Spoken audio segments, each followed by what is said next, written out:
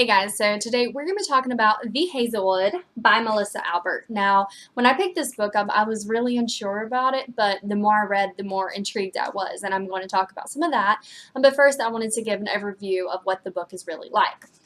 So the cover says, 17-year-old Alice Josephine and her mother have spent most of Alice's life on the road, always a step ahead of the uncanny bad luck biting at their heels. But when Alice's grandmother, the reclusive author of a book of pitch-dark fairy tales, dies alone on her estate, the Hazelwood, Alice learns how bad her luck can really get. Her mother is stolen away by a figure who claims to come from the cruel supernatural world where her grandmother's stories were set. Alice's only lead is the message her mother left behind: stay away from the Hazelwood. Now, I'm not going to lie, reading that and considering the entire book, I think that is just such a quick summary because there's so much that goes into the story. There is such an emphasis on a dark fairy tale type of persona, and I just don't feel like that's really covered by the excerpt that I just read. Now, I want to give my own perspective of how I would describe this story to someone else. So if someone asked me about the story, I would say it's about a 17-year-old girl named Alice who her and her mom have always been moving from place to place because bad luck just seems to follow them, though she doesn't know why. The only thing Alice knows is that her mother refuses to talk about her grandmother, and she doesn't really question it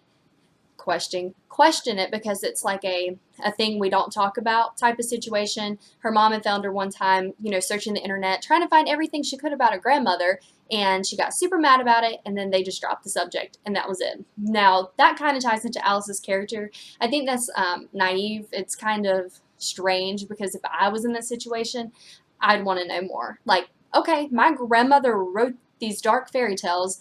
No one seems to have a copy of it, and it's got this, like, elusive type ideal behind it. Like, I don't know, it's just too much mystery wrapped up. I would also be trying to find answers. She never hears anything about her grandmother. Her mom doesn't talk about it much, if at all. And she just kind of left wondering, who is my grandmother? Now, this all changes when her mother one day just kind of disappears. Now, she doesn't just disappear per se. She has a bunch of other events that go along with it. For example, Alice comes home. Alice is like, hey, it smells weird in here. This is a really weird feeling, and what's going on? And then everything from there just kind of trickles down. Now, mind you, this is far into the story. This takes time before you actually get to this point.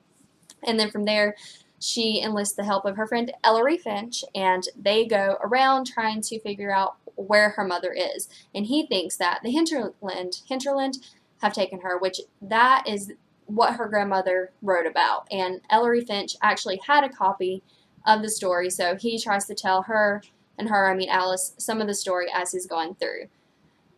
And it's just basically then the journey of them two trying to find the mother. And along the way, Alice, of course, finds out things about herself that she never would have guessed. I never would have guessed, and they're really interesting, and it's got the dark fairy tale thing going on. When it comes to reviewing stories, I feel like I'm a real nice reviewer because I try to find the positive in stories, mainly because that's who I am as a person. Writing is subjective. I like to point out the positive things. Now, the negative things would be some of the bits of personality of the characters, like she enlists the help of Ellery Finch. Ellery Finch, to me, always had this other motive because he's obsessed with her grandmother's writing. He knows there's a connection there, so I'm like, why is she really enlisting his help? Then again, it makes sense on the same token, so I don't know. And then Alice, I feel like she should have been questioning her mother more about her grandmother. But besides that, I enjoyed the story, and I kept reading because it is beautifully written. And I'm going to read some of it later just because I need someone else to understand how much I adore the writing that Melissa Albert put onto paper. Now, I had pulled up some of the reviews on Goodreads, and this is what I found. A reviewer stated that this book is more suited to a specific type of reader who likes dreamy, nonsensical prose, heavy on the metaphors. And I agree. And that's why I like this book. I love dreamy things. I love beautiful writing, and that's why I kept reading. And the entire story it has fairy tale in it, but there are a lot of critics about the fairy tale that's there. And I thought it was funny because this is supposedly, according to Melissa Albert, not a play on Alice in Wonderland, but gotta question that one because there's just too many things that are very similar. So, whatever. But overall, the story keeps talking about the three, like Alice does things 3 times because it's a fairy tale thing. And so those type of elements are definitely being incorporated. Things are one thing and then they change shape into other things. Stuff like that happens. And now I'm going to read a line from this story that I absolutely love. And I am a coffee fanatic, so yeah, I'm a bit biased, but still, I'm going to read it. This is chapter 4, page 33. I was drawn to the surface of sleep by a longing for good coffee. When I opened my eyes, Ella was gone. The best reason to wake up early at Harold's was to get to the kitchen first. I still felt like a guest, so I preferred to slip around without being seen. A few minutes after I poured my coffee and added milk and honey to the cup, Harold walked into the kitchen in a 3-piece suit all buttoned up tight, like he was making up for my having seen him so undone. Pointedly, he grabbed the milk off the counter and put it back in the fridge. I was still using that, I said, leaning against the kitchen island and drowning a pulse of rage with a swig of hot coffee. Now, obviously, I love this because, the first thing, I was drawn to the surface of sleep by a longing for good coffee. Boy, do I relate. Oh my gosh. The first thing I smell when I wake up is coffee, and if I didn't smell that, I don't know if I'd get out of bed. So that really, really spoke to me. And then drowning a pulse of rage with a swig of hot coffee.